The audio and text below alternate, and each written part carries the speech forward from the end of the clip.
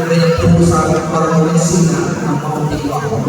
Pagkubagkaon, sa upagkaon, isuglayan niya ng mga kaya natalisod mga buwan tao ako o iadto niya sa siya, ilimpihan ang tanang niya masinina niya labas doon sa another senior citizen na maripisan o Ningon ang anak, ano man siya, grabe na ibilina mo, diha sa kaninan, ingon atong usa ka senior sa wala. Pero kung ibilin ang tinunanay na usa ka anak, ngadto sa iyang mga anak. Happy Father's Day ato sa tanang mga amahan, atong pagpatan ang mga tanang amahan. Na, i-connect naman niya sa atong Heavenly Father, ang Diyos mong Amahan, nga gumpiin usap, iyang magipakita, iyang itanong ang pagtuo, sama ni Kristo, nga gumpiin, iyang itanong ang usap ang liso sa ilarian sa langit, ang liso sa ilarian, ninyong kalimutan, araw na sinabi nato ang tinunanay nga paghigugma sa Ginoo, bisan naman sa kasaypanan ng pagtanong nato. Are we building the kingdom of God here? Kaya nato ibagili mo na disukman ini sa tinunanay ng meaning sa ilarian sa langit. If we are seed of our faith is so involved and rooted in the presence of God, then therefore we are like Christ, who are good to become the ultimate Christos of the Father, na napag-ambit nato sa isip kakao. Sa pamilya mo sa kain, lisod, no? Na ibang broken family, na iban, nidoon ako kanina sa misang sa laing parokya, nito na padere pag-uwet na ako, paglingin ako, pag-inaraki, ng Mother's Day ako, kasi kulang sa nagsinig. Padere, i-rate ko, kung man-i-rate magka-happy Father's Day ako, padere, ako kay panapong padere, inakay, ha?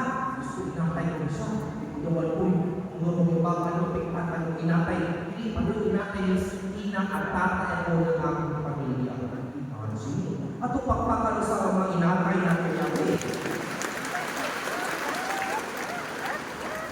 you see, these are the things in our life.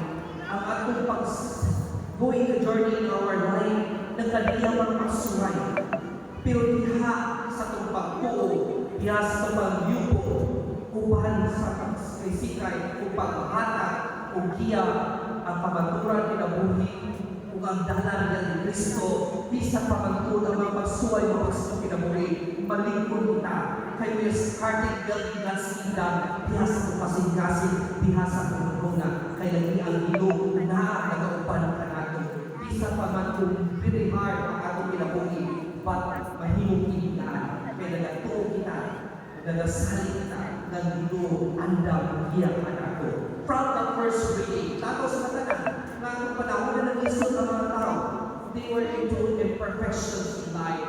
But then, God takes initiative, protecting His people, kaya naging ang hilo, naghatag o paglao, naghatag o gugma, bisan ka man sa kabuyan, bisan ka man sa mga kasala, andang siya o dawan, because God is always there.